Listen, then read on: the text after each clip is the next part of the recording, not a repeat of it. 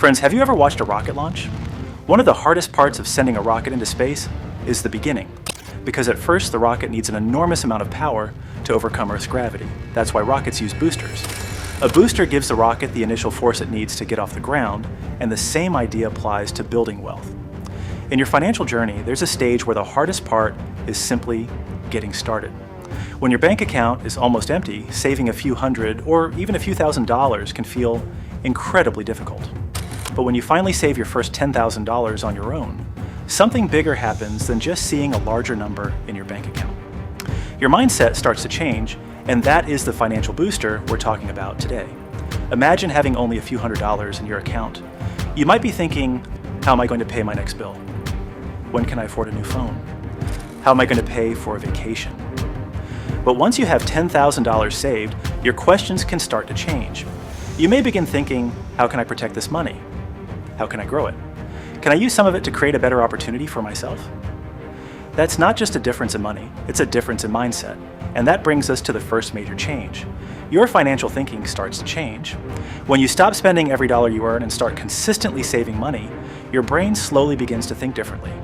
You stop looking only at how much something costs, and you start asking yourself, what could this money become if I didn't spend it today? That's the point where a spender can slowly start becoming a wealth builder.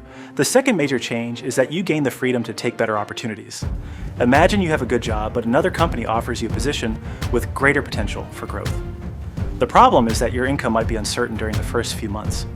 If you have no savings, you may be too afraid to take the opportunity. But if you have $10,000 saved, you have some breathing room. You may be able to change jobs, explore a new business idea, or take a calculated risk without immediately worrying about how you're going to pay every bill. That's why savings aren't only for emergencies. Savings give you options. The third change is that you build discipline. And this may be one of the most important benefits of all. Saving $10,000 doesn't just mean that you collected $10,000. It means you spent months or maybe even years learning how to control your spending. You said no to unnecessary purchases.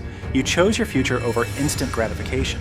And you learned that just because you can afford something doesn't mean you need to buy it. That habit can become incredibly valuable when you start investing, building a business, or creating long-term wealth. Because wealth isn't created simply by earning more money. Wealth is created when you can consistently keep some of what you earn and put it toward your future. The fourth major change is financial security. Imagine you earn a decent income, but almost every dollar goes toward rent, your car payment, credit cards, groceries, and other bills. Then suddenly your income is affected. Now the problem isn't just money. Fear starts influencing your decisions. But if you have a strong emergency fund, you have more room to think clearly when something goes wrong. You may not have to immediately rely on expensive debt. You may have time to search for a better job. You may have time to figure out your next move instead of making a decision out of panic. That doesn't mean you've reached complete financial freedom, but it can be a major step toward it. And the fifth change is where things get really interesting. Compounding can start working for you.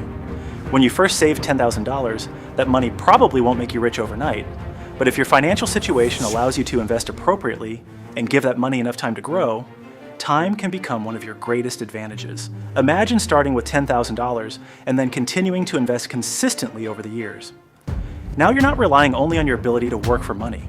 You're also building assets that have the potential to grow over time. That's the power of compounding. A small beginning, consistent contributions, and a very long time horizon. And remember the rocket analogy? For a rocket, one of the hardest moments is getting off the ground. Once it overcomes that initial resistance, the journey changes. Your financial life can work in a similar way. Your first $10,000 may be one of the hardest financial goals you ever reach, but while you're working toward it, you're building much more than a bank balance. You're building discipline, patience, financial security, and the ability to make better decisions. And that is the real booster. So if you don't have $10,000 saved today, don't get discouraged. You don't need to reach that goal overnight. Start with $1,000, then work toward $5,000, then $10,000. Because financial freedom usually doesn't come from one massive move. It's built through small steps repeated consistently over time. So tell me in the comments, what's your next financial goal?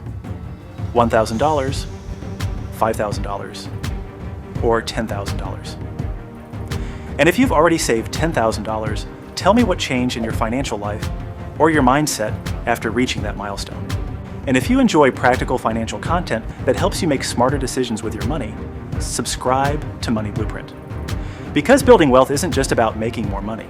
The real game is learning how to make the money you already have work for your future.